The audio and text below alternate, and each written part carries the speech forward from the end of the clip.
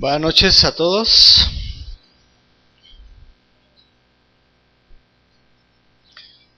Vamos a hablar sobre un tema que he titulado La persona de Cristo o Cristo la persona. Hablaremos de 4 puntos que estaremos desarrollando. Uno va a ser el hecho histórico, la encarnación, la manifestación de la deidad y la realidad de su humanidad. ¿Les parece bien si cierran sus ojos y oramos, por favor? Padre, en el nombre de Jesús, que es sobre todo nombre, queremos poner en tus manos siempre tu preciosa palabra. Agradecemos tu preciosa presencia en nuestras vidas. Y por favor, Dios, en el nombre de Jesús, queremos pedirte que tú nos hables de una manera individual, Dios, como siempre lo haces. Queremos escuchar tu palabra y queremos conocerte, que el único propósito que nosotros tenemos en esta vida es conocerte, Dios. Te damos gracias en el nombre de Jesús. Amén. Ok, comencemos con el hecho histórico. Hermanos, el gran hecho histórico de la existencia o la manifestación de Cristo es innegable. Las investigaciones modernas han establecido el carácter histórico de los evangelios, pero se han desviado con llamarle solamente la teoría de una leyenda. Pero nosotros, ¿qué explicación tenemos que dar a esta vida que tanto destaca entre todas las figuras de la historia? Cuando tú hablas de cualquier político o de cualquier ser religioso, siempre marca una era o un tiempo, pero ninguno como la persona de Cristo. Cuando Cristo viene al mundo, marca la pauta más importante, que es antes de Cristo y después de Cristo. Los materialistas, en su afán de negar una revelación sobrenatural, procuran hacer ver que Jesús era un hombre bueno, maravillosamente dotado de poderes espirituales y religiosos, pero al fin y al cabo, hombre. Esto es lo que dicen los materialistas. Pero viene una pregunta. Si así fuera, ¿qué hay de bueno en el hombre sin Dios? Imaginémonos que Jesús es solamente un simple hombre. ¿Qué habría de bueno en un ser humano que no fuera Dios? Si nosotros nos reflejamos en Él ahora, ¿tú cómo te verías sin Dios? ¿Qué habría de bueno en ti sin Él? Si el Espíritu Santo no morara dentro de ti, ¿qué tendrías de bueno? ¿Qué habría de bueno? Estamos convencidos que no habría nada. ¿Estamos de acuerdo? Porque el único que produce frutos buenos en nosotros es Él, morando en nuestro corazón.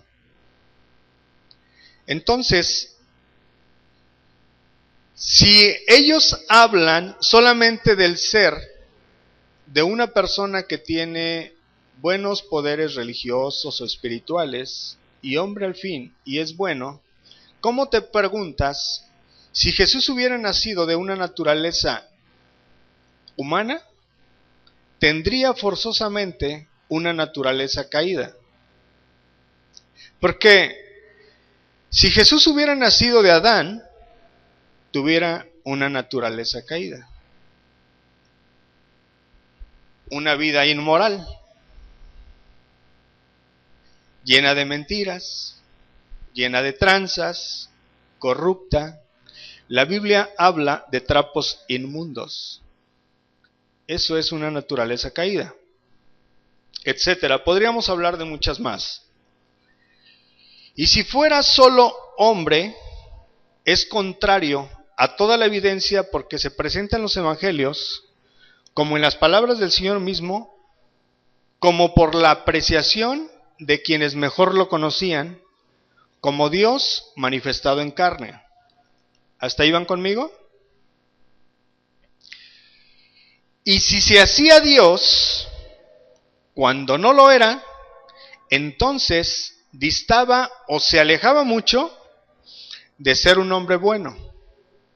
Porque ¿cómo puede el hombre en sí mismo ser bueno sin Dios? Y si se hacía Dios cuando no lo era, no sería más que el mayor impostor de los siglos. ¿Estamos? Viene una pregunta. ¿Por qué? ¿Qué hombre puede ser bueno con esa naturaleza con la que tú y yo venimos? ¿Recuerdan cuando vienen con Jesús y maestro bueno le dicen, verdad? Y le dice, ¿por qué me dices bueno? Bueno, solo hay uno, Dios, le dice. Entonces, debajo de una naturaleza o de una semilla corrupta, venimos tú y yo. No así Jesús. Pero nosotros, como creyentes, aceptamos por fe y con humildad el hecho de que Cristo, tal y conforme se nos presenta en la Biblia, pero nos damos cuenta que creyentes en todo tiempo han caído en errores sobre la persona de Cristo. Cuando tú y yo no estudiamos o escudriñamos la Biblia de una manera profunda, podremos tener conflictos y hablar del Señor Jesús como que es un poco Dios y es un poco humano. Pero si nosotros nos metemos a la Biblia, vamos a ver cómo este tema nos va a guiar a conocer de una manera profunda quién es Él. Nosotros comprendemos que siempre habrá una parte de este misterio que solo Dios puede profundizar, según la declaración del Señor Jesús en Lucas 10:22. Si quieres ir conmigo a Lucas 10:22.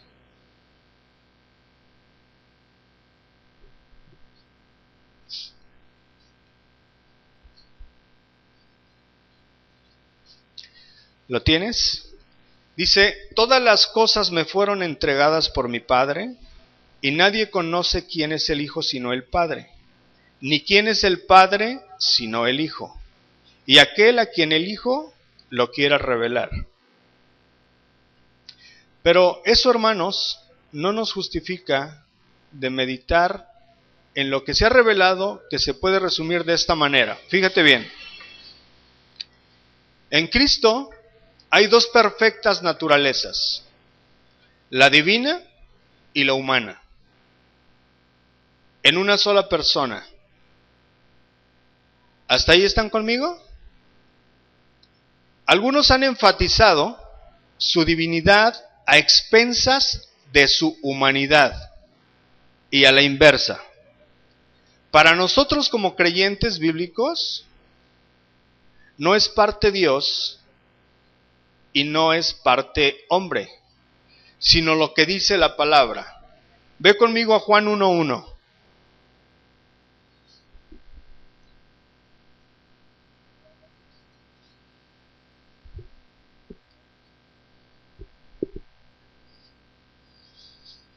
¿Lo tienes?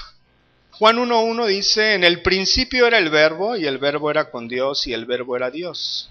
Este era en el principio con Dios. Todas las cosas por Él fueron hechas, y sin Él nada de lo que ha sido hecho fue hecho. En Él estaba la vida, y la vida era la luz de los hombres. Ve ahí al versículo 14. Juan 1:14 dice, y aquel verbo ¿Qué dice? Fue hecho medio carne. ¿Qué dice? Y aquel verbo fue hecho carne y habitó entre nosotros y vimos su gloria, gloria como el unigénito del Padre, lleno de gracia y de verdad. Ve conmigo al 18, al versículo 18, y dice: a Dios nadie le vio jamás, el unigénito Hijo que estaba en el seno del Padre, Él le ha dado a conocer. Ahora ve ahí a Colosenses 2:9. Vamos a ver un poquito de citas. Finalmente a eso venimos, ¿verdad? Colosenses 2:9. Porque, ¿lo tienes ahí? Porque en Él habita corporalmente media de la plenitud de la deidad. ¿Así dice? ¿Qué dice? Porque en Él habita corporalmente toda la plenitud de la deidad. Ahora ve conmigo a Hebreos 1:1.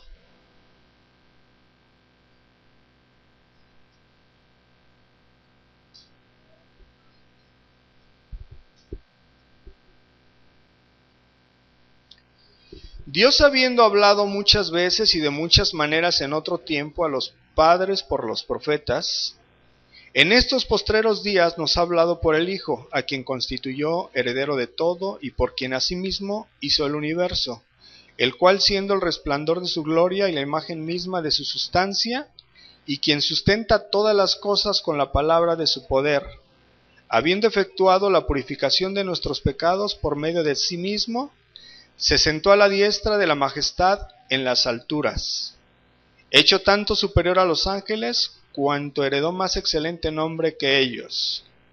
Ahora ve a 1 de Juan 5:20.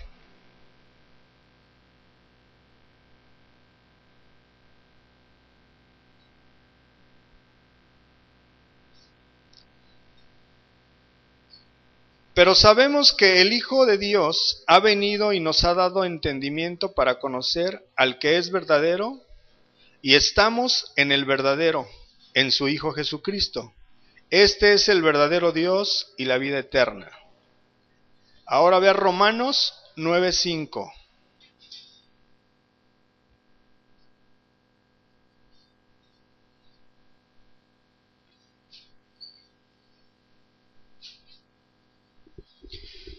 De quienes son los patriarcas y de los cuales según la carne vino Cristo, el cual es Dios sobre todas las cosas, bendito por los siglos. Amén. Hermanos, el hecho histórico y lo que estamos viendo nosotros en este momento, todo este campo que hemos abarcado hasta este momento nos habla de su plenitud, de su deidad y su perfecta humanidad. Jesús es 100% Dios, 100% humano. ¿Hasta ahí estamos bien? Punto número 2, la encarnación. Aquí los voy a poner a pensar y les voy a hacer una pregunta que los va a poner a maquinar. La divinidad y la humanidad se manifiestan prácticamente en toda la vida del Señor Jesucristo. Pero la explicación de la vida se halla en el misterio de la encarnación. O mejor dicho, la vida y el relato bíblico del nacimiento se explican mutuamente, y lo uno sin lo otro son o serían incomprensibles. ¿Estamos de acuerdo que Jesús nació de la Virgen María? Por obra y gracia del Espíritu Santo, según la preciosa anunciación del ángel Gabriel. En Lucas 1:35, vea Lucas 1:35.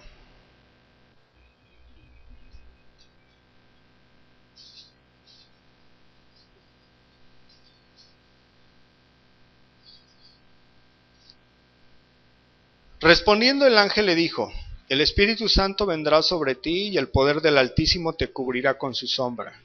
Por lo cual, también el santo ser que nacerá será llamado Hijo de Dios. Viene esta pregunta. Hermanos, ¿cómo nació? ¿Cómo fue la intervención de Dios o del Espíritu Santo en María? ¿Cómo te explicas que pudo haber sido?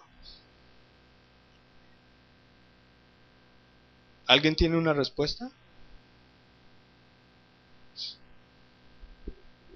¿Nadie? Estamos de acuerdo que la humanidad que Jesús recibió de su madre fue real, pero libre de la mancha del pecado o de una naturaleza caída. ¿Estamos? Entonces, ¿cómo fue esa intervención? ¿A través del Espíritu Santo? Sí. ¿Y cómo es esa intervención? Si yo te digo, bueno, yo tengo un hijo, para que yo tenga un hijo, tiene que haber una relación sexual. Tiene que haber dos elementos o dos personas. Ahora tú explícame cómo fue esta intervención del Espíritu Santo en María. Porque finalmente es 100% humano y 100% Dios, ¿verdad? Ahora, ¿cómo es esta intervención?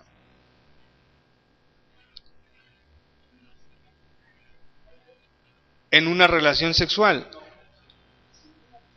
Sin una relación sexual, porque es virgen, ¿verdad?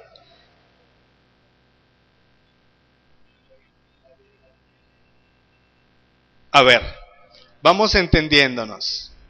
El hermano dice que el Espíritu Santo viene sin tener una relación sexual y entra en María. Y nace el Hijo de Dios para que no nazca de una naturaleza caída de José. ¿Ustedes qué piensan?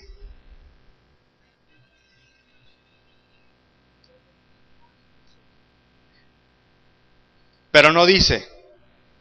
Son meras especulaciones, ¿estamos de acuerdo? Para que esto no se vuelva doctrinal. No, la manera en cómo nace me refiero. No, sí nace, sí es humano, sí es Dios. Pero esto, si nosotros lo llevamos a doctrina, vamos a errar. Entonces es bien importante informarnos. ¿Estamos de acuerdo? Porque finalmente nace. ¿Cuál es esa intervención? Lo que dije hace un momento. Solamente esta unión del Hijo Eterno con la humanidad es un misterio que solo la mente de Dios alcanza. ¿Ok? Porque yo te puedo dar 2 puntos, pero que no lo tomes a doctrina, porque podemos errar. ¿Ok? Quiero ir a Lucas 1:35. Nuevamente, Jesús nace, fíjate bien, ahí va conmigo, Jesús nace sin el pecado que entró en el mundo mediante Adán. ¿Hasta ahí estamos bien? Nace santo, justo, como Adán fue creado sin pecado. En contraste con Adán, que desobedeció a Dios, Jesús obedeció y está en condiciones de ser nuestro sustituto para librarnos de las consecuencias del pecado y lograr que seamos aceptos de Dios. Si Jesús hubiera nacido con intervención humana, hubiera nacido con una naturaleza caída y no hubiera podido ser nuestra justificación. No hubiera podido expiar nuestros pecados. ¿Hasta ahí vamos bien? Ve conmigo a Romanos 5:14. No me he desviado, ¿eh? Solamente quiero ponerte a estudiar. Romanos 5:14 al 19. Dice, no obstante, reinó la muerte desde Adán hasta Moisés, aún en los que no pecaron a la manera de la transgresión de Adán, el cual es la figura del que había de venir. Pero el don no fue como la transgresión, porque si por la transgresión de aquel uno murieron los muchos, abundaron mucho más para los muchos la gracia y el don de Dios por la gracia de un hombre, Jesucristo. Y con el don no sucede como en el caso de aquel uno que pecó, porque ciertamente el juicio vino a causa de un solo pecado para condenación. Pero el don vino a causa de muchas transgresiones para justificación. Pues si por la transgresión de uno solo reinó la muerte, mucho más reinarán en vida por uno solo, Jesucristo, los que reciben la abundancia de la gracia y el don de la justicia. Así que, por la transgresión de uno vino la condenación a todos los hombres. De la misma manera, por la justicia de uno vino a todos los hombres la justificación de vida. Porque así como por la desobediencia de un hombre los muchos fueron constituidos pecadores, así también por la obediencia de uno los muchos serán constituidos justos. Ahora ve a Lucas 1:38.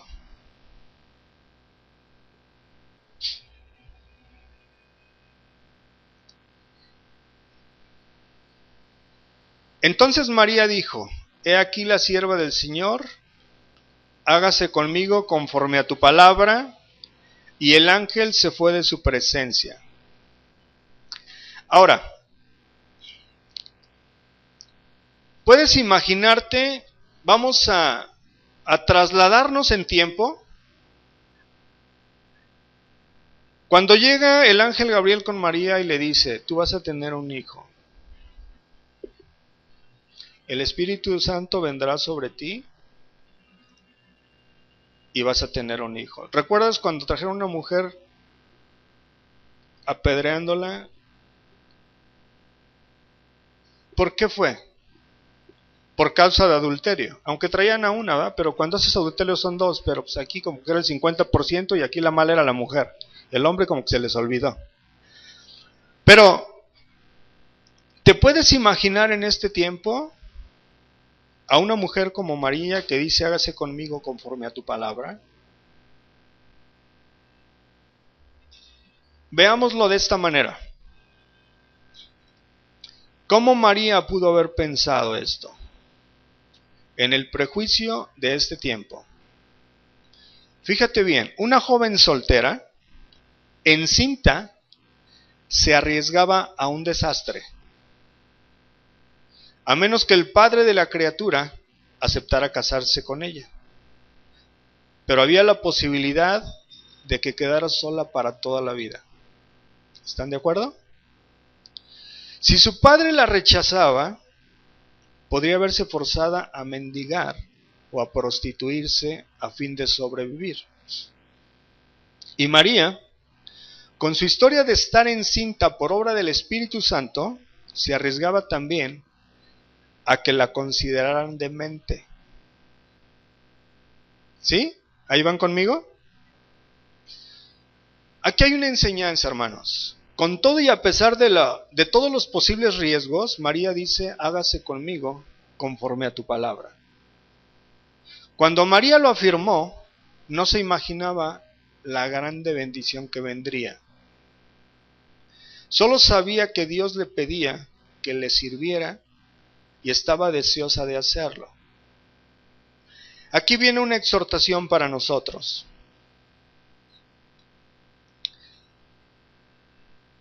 Es no esperar a ver qué bendición tendremos antes de ofrecernos a Dios, sino ofrecernos de buena gana, aun cuando los resultados de hacerlo parezcan desastrosos.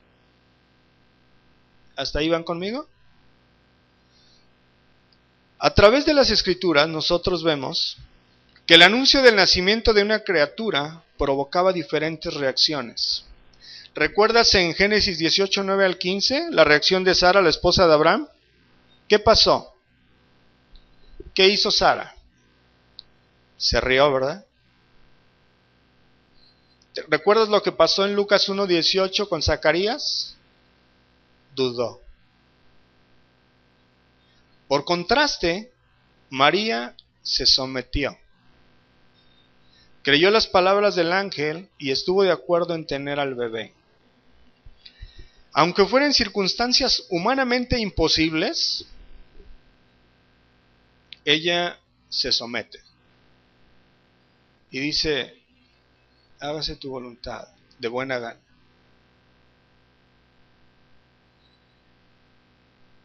¿Creemos nosotros de una manera individual o de una manera personal que Dios puede hacer lo imposible? ¿Sí creemos? Dios puede hacer lo imposible. Siempre las respuestas que nosotros debiéramos o deberíamos tener a Dios debieran ser sin motivo de risa, pero también sin temor ni duda,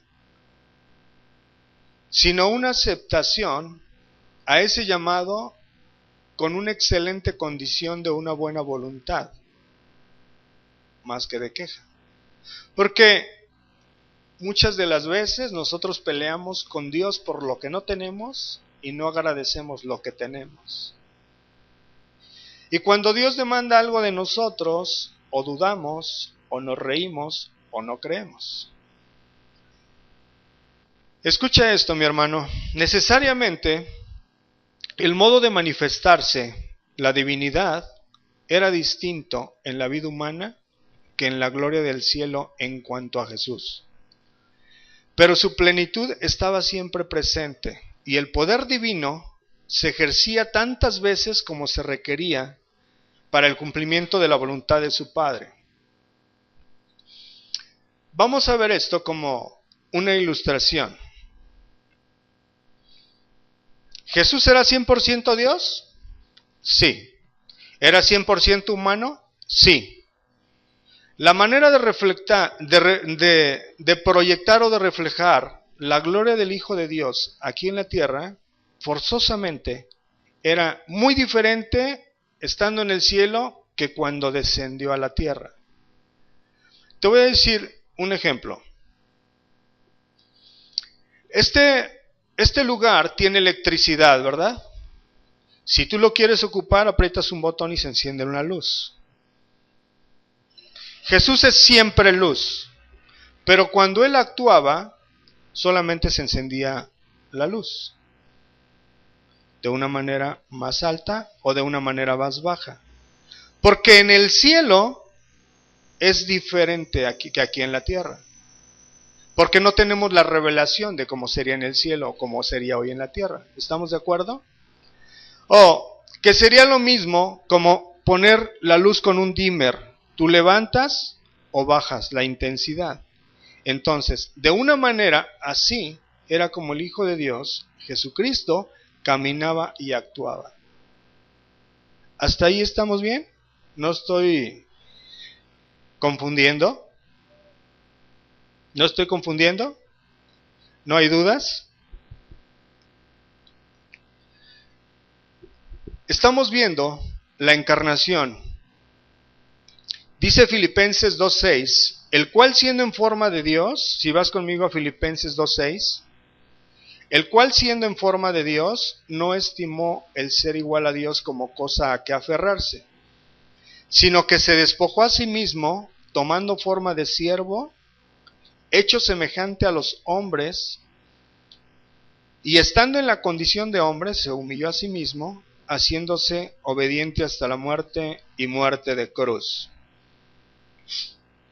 Es la encarnación. 2 puntos. Según los eruditos, para no continuar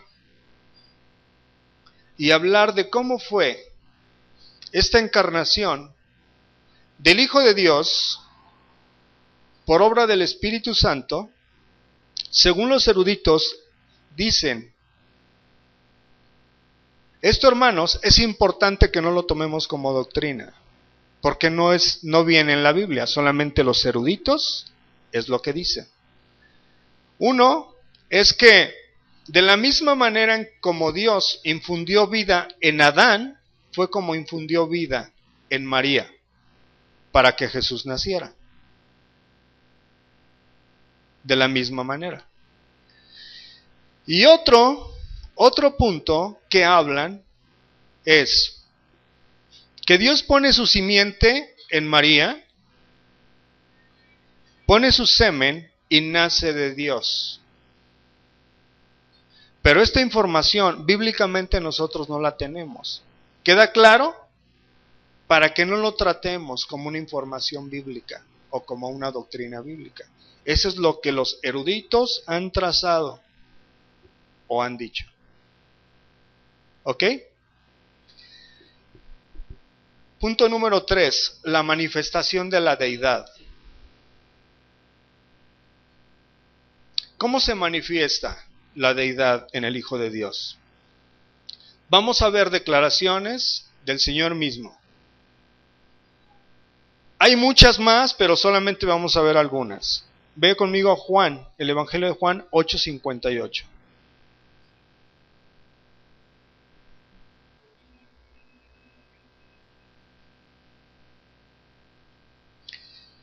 Jesús les dijo, de cierto os digo, antes que Abraham fuese, yo soy. Juan 8:58. Ahora ve a Juan 10:30.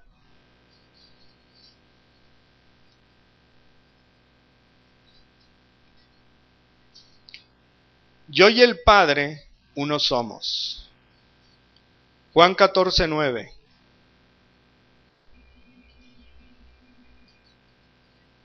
Jesús le dijo, ¿tanto tiempo hace que estoy con vosotros y no me has conocido, Felipe?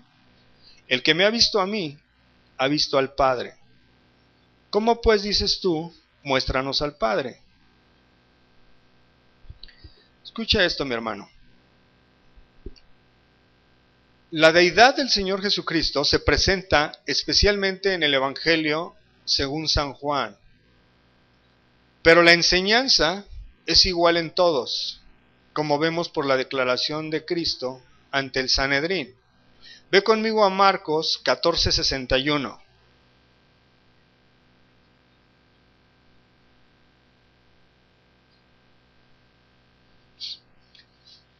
Mas él callaba y nada respondía. El sumo sacerdote le volvió a preguntar y le dijo, ¿eres tú el Cristo, el Hijo del bendito? Y Jesús le dijo, yo soy. Y veréis al Hijo del hombre sentado a la diestra del poder de Dios y viniendo en las nubes del cielo. ¿Así dice? La divinidad también, hermanos, está implícita en las invitaciones evangélicas del Señor Jesús, ya que Él es el que se ofrece a sí mismo como fuente de paz, de vida, de perdón y de salvación. Ve a Mateo 11:28.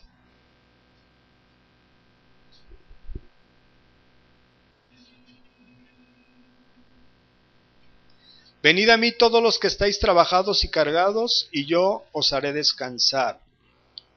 Ahora ve a Juan 5:40.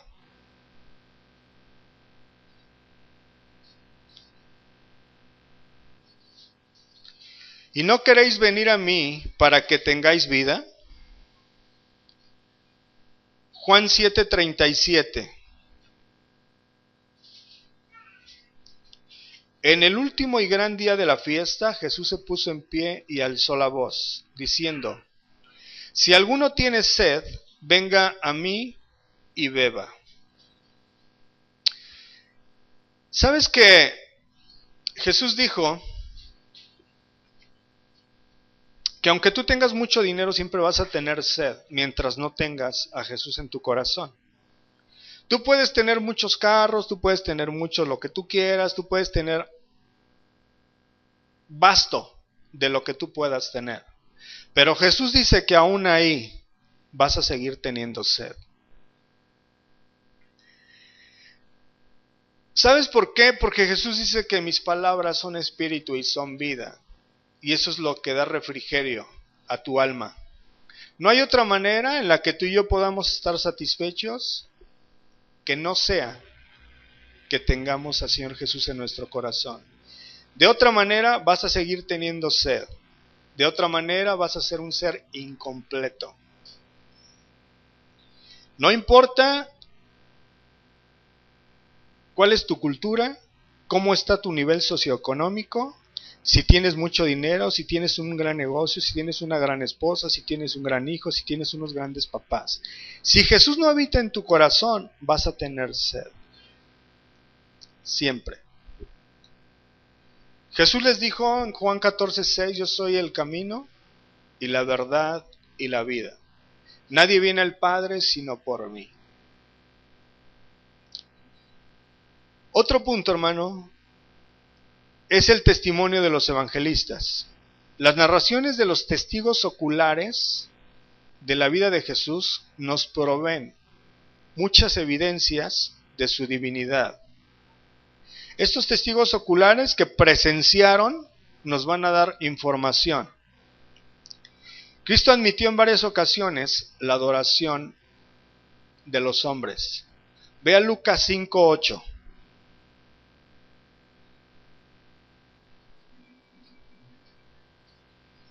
Estamos viendo su deidad. Viendo esto, Simón Pedro cayó de rodillas ante Jesús diciendo, apártate de mí, Señor, porque soy hombre pecador. Juan 9:38. Y él dijo, creo, Señor, y le adoró. Ahora vea Juan 20:28.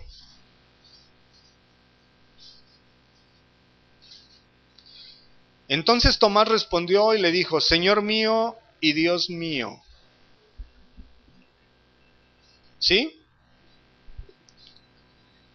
Mira, hermano, los milagros evidencian el poder divino, ya que se distinguen de grandes obras de los profetas y de los apóstoles por su espontaneidad y por la autoridad personal del Señor Jesús. Así llamó Jesús a la vida a su amigo Lázaro, porque él era en su persona la resurrección y la vida. Vea Juan 11:25. Dice Juan 11:25, le dijo Jesús, yo soy la resurrección y la vida, el que cree en mí, aunque esté muerto, vivirá. Ahora vea Juan 11:40. Jesús le dijo, ¿no te he dicho que si crees, verás la gloria de Dios? Ahora ve ahí mismo a Juan 11:43 y 44. Y habiendo dicho esto, clamó a gran voz, Lázaro, ven fuera. Y el que había muerto salió, atadas las manos y los pies con vendas, y el rostro envuelto en su sudario. Jesús le dijo, desatadle y dejadle ir. Por eso, hermanos, el Señor Jesús apeló a sus obras como evidencia irrecusable. Esto significa como una evidencia que no se puede rechazar. De su persona, de la calidad de su persona. Juan 14:11 dice, creedme que yo soy en el Padre y el Padre en mí. De otra manera, creedme por las mismas obras. ¿Puedes imaginarte la humildad del Señor Jesús en este versículo? Cuando dice, creedme que yo soy en el Padre y el Padre en mí. De otra manera dice, pues créeme por las obras. Juan 15:24 dice, si yo no hubiese hecho entre ellos obras que ninguno otro ha hecho, no tendrían pecado. Pero ahora han visto y han aborrecido a mí y a mi Padre. ¿Sabes que por eso viene la condenación? Porque la Biblia dice que la luz vino al mundo y amaron más las tinieblas que la luz. Eso dice. Ahora vamos a ver la realidad de su humanidad. Vemos muy claramente, hermanos, que por el relato de los evangelios, que Jesús pasó por las experiencias normales de una vida humana, aparte del pecado. Jesús nació de madre humana, creció en sabiduría y en edad, padecía hambre, sed y cansancio, comía y dormía, se afligía y se gozaba en su espíritu y en su alma. Fue tentado del diablo, pero sin ceder a la tentación. Y como siervo de Dios, vivía una vida caracterizada por la oración y la fe. Y nunca empleó su poder divino para eludir las consecuencias de su humanidad. Aún en la cruz, hermanos, Jesús no quiso la bebida que el soldado le daba. ¿Recuerdan? Porque esta bebida era como una anestesia que guardaba del dolor. Y era necesario que Jesús concebiera en toda su humanidad lo que habían tratado desde antes de la fundación del mundo el Padre y el Hijo. Por esa razón, Él no toma de esa bebida. Él pudo haber evitado todo, ¿estamos de acuerdo? Pero era necesario pasarlo. Esta era su humanidad. Por fin murió y fue sepultado. Su humanidad no cesó con la resurrección, sino que existe glorificada a la diestra de Dios. Ve conmigo ahí en 1 de Timoteo 2:5.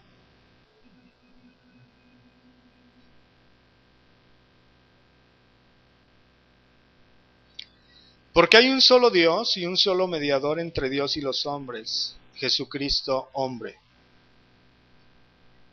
Ahora ve a Lucas 24:37 al 40.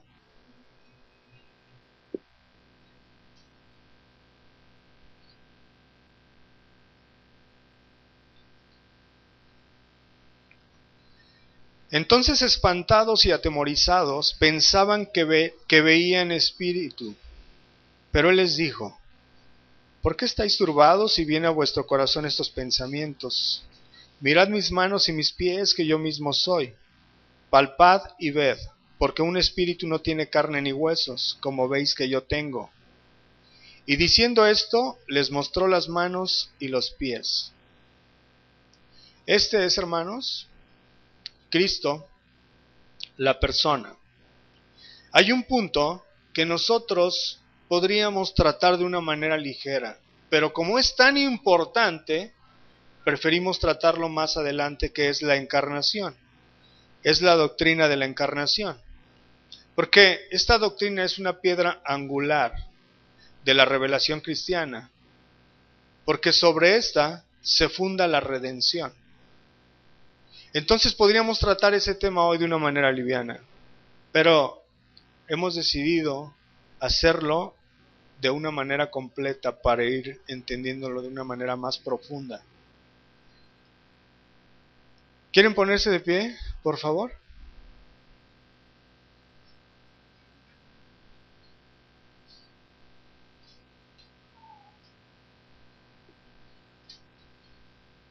Cierra tus ojos. Señor, te damos gracias por tu palabra. Gracias porque siempre hay una revelación en tu palabra, siempre hablas de una manera individual a nuestros corazones.